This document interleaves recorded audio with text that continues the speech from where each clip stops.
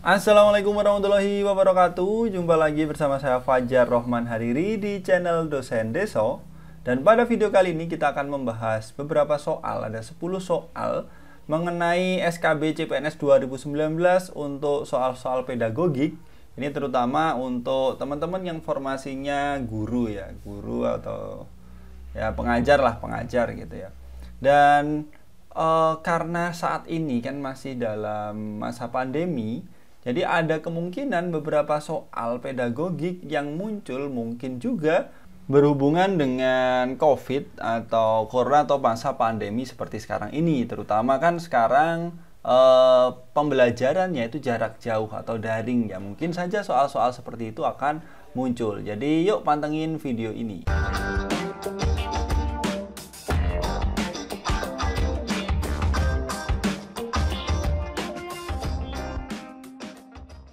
Kita masuk ke soal yang pertama.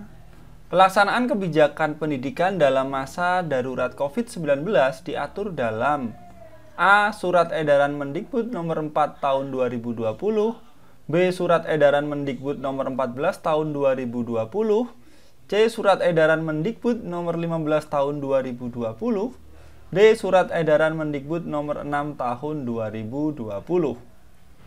Dan jawabannya adalah ini adalah A ya. A ini Surat Edaran Mendikbud nomor 4 tahun 2020. Nah, dalam SKB kadang peraturan-peraturan ya, permen ataupun apa ya, atau surat edaran itu seringkali juga muncul. Jadi teman-teman perlu juga mempelajari. Jadi di formasinya apa dibaca. Oh ya, permennya permen berapa, di sana aturannya seperti apa, itu perlu dibaca gitu ya. Oke, lanjut. Prioritas pembelajaran jarak jauh di masa pandemi COVID-19 adalah sebagai berikut, kecuali A. Memberikan pengalaman belajar yang bermakna bagi siswa, B. Memfokuskan pada pendidikan kecakapan hidup antara lain mengenai pandemi COVID-19, C. Memberikan variasi aktivitas dan tugas sesuai minat dan kondisi masing-masing siswa, D. Memberikan umpan balik terhadap bukti aktivitas belajar yang bersifat kuantitatif. Oke, ingat ya, ini soalnya adalah kecuali. Jadi menurut saya itu A, B, C itu iya. Yang tidak itu adalah D ya. Memberikan umpan balik, aktivitas yang bersifat kuantitatif ya, ini kuantitatif. Ini yang tidak termasuk dalam prioritas pembelajaran jarak jauh di masa pandemi COVID-19. Jadi untuk memberikan pengalaman belajar bermakna itu masih iya.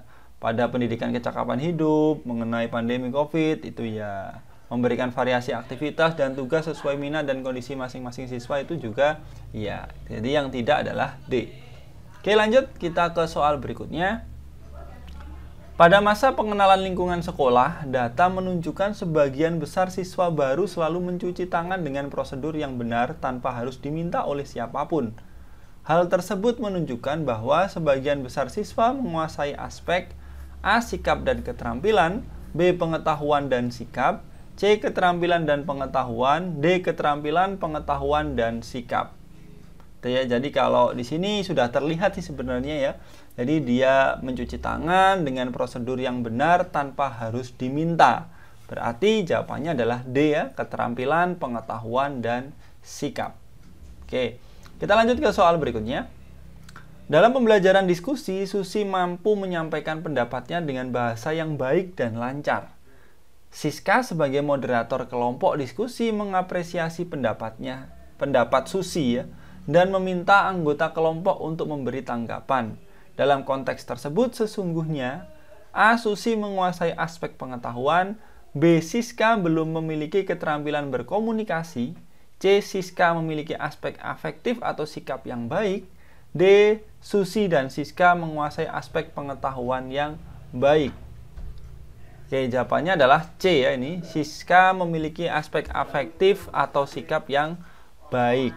Oke, lanjut. Selama proses pembelajaran, guru mendorong setiap individu siswa untuk aktif, kreatif, dan inovatif, dan guru sebagai fasilitator. Hal ini sesuai dengan ciri-ciri kurikulum 2013 yang berprinsip pada A. Berpusat pada siswa, B. Pembelajaran interaktif, C. Berbasis jaringan, D. Berbasis multimedia. Kalau ini nih udah jelas ya, karena di soal juga sudah terlihat dan mungkin juga sudah banyak yang tahu kalau ini jawabannya adalah A ya, berpusat pada siswa. Oke, lanjut. Dalam ulangan harian matematika dengan KD persamaan kuadrat, Rizaldi mendapatkan nilai 100. Kompetensi dasar persamaan kuadrat dia dapat 100. Dalam konteks penilaian tersebut, Rizaldi telah menguasai aspek A. Afektif, B. Kognitif, C. Psikomotorik dan afektif, D. Afektif, kognitif dan psikomotorik. Dan di sini jawabannya adalah kognitif, gitu ya. Jadi karena kompetensi dasarnya adalah persamaan kuadrat. Oke, dan ini juga di ulangan harian, gitu ya. Oke, lanjut. Panduan penyelenggaraan pembelajaran tahun ajaran baru di masa pandemi COVID-19 merupakan keputusan bersama Kemendikbud dengan 3 kementerian lainnya, kecuali A. Kementerian Agama, B. Kementerian Dalam Negeri, C. Kementerian Luar Negeri, D. Kementerian Kesehatan. Yuk, mana yuk? Kalau agama pasti ya, karena beberapa instansi pendidikan itu di bawah naungan Kementerian Agama. Kementerian Kesehatan jelas iya karena hubungannya dengan COVID-19. Nah, sekarang hubungannya adalah pertanyaan adalah dalam negeri atau luar negeri. Ya, mungkin kalau yang mau menalar seperti itu. Nah, kalau urusannya karena pendidikan kita sendiri ya hubungannya dengan dalam negeri. Kalau yang tidak ada hubungannya itu luar negeri. Jadi jawabannya adalah luar negeri. Nanti bisa dicek juga ya. Oke, lanjut. Yang harus diperhatikan guru dalam kaitannya dengan review kurikulum selama BDR adalah sebagai berikut, kecuali, ya ini kecuali ya. A. Menentukan target kurikulum yang akan dicapai yang mencakup pengetahuan dan keterampilan inti. B. Memastikan ada arahan atau panduan resmi yang harus diikuti untuk membuat RPP. C. Memulai pembelajaran sesuai RPP yang telah disiapkan. D. Melakukan pembelajaran sesuai dengan kondisi seadanya. Dan jawabannya adalah D ya, melakukan pembelajaran sesuai dengan kondisi seadanya. Ini yang kecuali ya. Ini tidak perlu diperhatikan gitu ya. Oke, kita lanjut. Sifat pembelajaran jarak jauh yang diberikan guru sebaiknya A. Disiplin, tegas, sesuai dengan kurikulum dan harus dapat dinilai.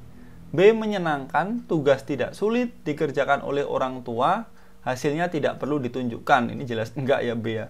C. Menyenangkan, tidak memberatkan siswa, dapat dikerjakan di rumah, menumbuhkan sifat karakter berkaitan dengan pandemi. Ini mungkin iya. D. Menyenangkan, tugas yang menantang, menumbuhkan karakter, tugas tidak usah dikerjakan. Ya jelas enggak ya kalau D ya. Nah, ini antara A dan juga C. Ya, tapi di dalam poin C ada dapat dikerjakan di rumah karena ini dalam soal hubungannya dengan pembelajaran jarak jauh gitu ya. Jadi jawabannya adalah C ya teman-teman. Jadi harus awas juga dalam melihat soal. Oke, lanjut. Salah satu media pembelajaran di masa pandemi COVID-19 yang cocok adalah A. Gambar, B. Video pembelajaran, C. WhatsApp, D. Facebook. Nah, kalau supaya masih enak pembelajarannya, ya ini jawabannya adalah B ya, video pembelajaran. Meskipun kita di WhatsApp ataupun Facebook, kadang-kadang kita juga masih mengirimkan video kan gitu. Karena ini hubungannya dengan media pembelajaran, gitu ya. Kalau Kalau WhatsApp, Facebook sepertinya bukan media pembelajaran ya menurut saya, kayak apa ya? Bukan media ya, apa ya? Media untuk berlangsungnya kegiatan belajar mengajar ya, mungkin tepatnya seperti itu. Kalau saya pribadi kalau salah tolong dibenarkan juga ya, karena mungkin pedagogik ini juga bukan bidang saya gitu, bukan bidang saya. Jadi karena memang yang paling efektif berdasarkan pengalaman saya pun, dan kemarin saya juga pengabdian masyarakat di SD juga, video pembelajaran itu yang cukup efektif dilakukan.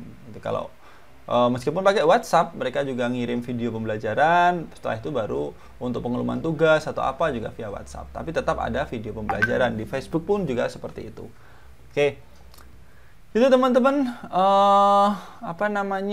sekian saja, 10 soal aja, nggak perlu banyak-banyak ya. Yang penting teman-teman rutin belajar, dan semoga teman-teman diberikan kelancaran dan kemudahan dalam menjalani seleksi kompetensi bidang. Oke. Saya Fajar Roman Hariri. Wassalamualaikum warahmatullahi wabarakatuh. Bye bye.